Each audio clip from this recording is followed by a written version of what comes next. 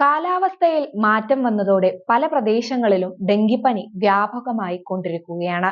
Aedes ഈജിപ്തെ കൊതുകുകളിൽ നിന്ന് പകരുന്ന virus രോഗമാണിത്. മഴക്കാലമാകുന്നതോടെ ഡെങ്കിപ്പനി ബാധിക്കുന്നവരുടെ എണ്ണവും വളരെയധികം കൂടാറുണ്ട്. ഇന്ത്യയിൽ ഡെങ്കിപ്പനി ബാധിക്കുന്നവരുടെ എണ്ണം വർദ്ധിച്ചതായാണ് കണക്കുകൾ സൂചിപ്പിക്കുന്നത്. രോഗത്തിന്റെ തുടക്കത്തിൽ പ്ലേറ്റ്ലെറ്റുകൾ കുറയില്ലെങ്കിലും പതുക്കെ പതുക്കെ ഗണ്യമായി കുറവിലേക്ക് നയിക്കും. അതികഠിനമായ തലവേദനയും പനിയും ശരീരവേദനയുമൊക്കെയാണ് ഈ രോഗത്തിന്റെ ലക്ഷണങ്ങൾ. കൃത്യസമയത്ത് ചികിത്സ ലഭിച്ചില്ലെങ്കിൽ ജീവൻ വരെ അപകടത്തിലാകാനുള്ള സാധ്യതയും വളരെ കൂടുതലാണ്. ശുദ്ധജലത്തിൽ വളരുന്ന ഈഡിസ് കൊതുകുകളാണ് ഡെങ്കിപ്പനി പരത്തുന്നത്. പകൽ സമയത്താണ് ഇവ മനുഷ്യരെ കടിക്കുന്നത്.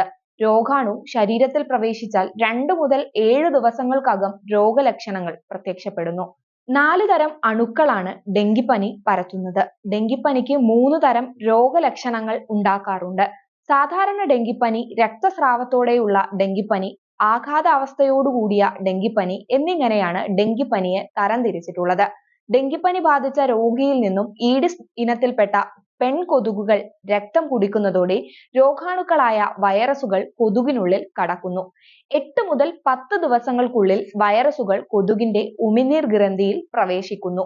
ഈ കൊതുകുകൾ ആരോഗ്യമുള്ള ഒരാളിന്റെ രക്തം കുടിക്കുന്നതോടൊപ്പം രോഗാണുക്കളെ മുറിവിലൂടെ ശരീരത്തിനുള്ളിൽ പ്രവേശിപ്പിക്കുകയും ചെയ്യുന്നു. രോഗാണുക്കൾ മനുഷ്യ ശരീരത്തിലെത്തി 3 മുതൽ 14 ദിവസം കഴിയുമ്പോൾ രോഗലക്ഷണങ്ങൾ കണ്ടു തുടങ്ങുന്നു. പനിയാണ് പകർച്ചവ്യാധികളിലെ പ്രധാന ലക്ഷണം. കോവിഡിനും ഡെങ്കിപ്പനിക്കുമൊക്കെ ഈ ലക്ഷണങ്ങൾ തന്നെയാണ് പ്രധാനമായും ഉണ്ടാകുന്നതും. ഡെങ്കിപ്പനി വൈറസ് ശരീരത്തിൽ കയറിയാൽ 5 മുതൽ 8 ദിവസം എടുത്താണ് രോഗം പുറത്തേക്ക് വരുന്നത്. അതിതീവ്രമായ പനി, ഏകദേശം 104 ഡിഗ്രി വരെ പനിയാകാം.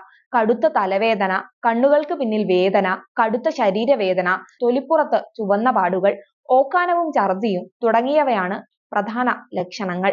കൃത്യമായ ശ്രദ്ധയുണ്ടെങ്കിൽ ഡെങ്കിപ്പനി രോഗവ്യാപനം തടയാൻ സാധിക്കും. വീടും പരിസരവും വൃത്തിയായി സൂക്ഷിക്കുക എന്നതാണ് ഏറ്റവും പ്രധാനം.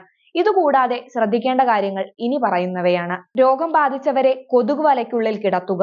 സമഗ്രമായ കൊതുക് നശീകരണം വളരെ അത്യാവശ്യമാണ്. വെള്ളം കെട്ടി നിൽക്കുന്നത് പരമാവധി ഒഴിവാക്കാൻ ശ്രമിക്കുക.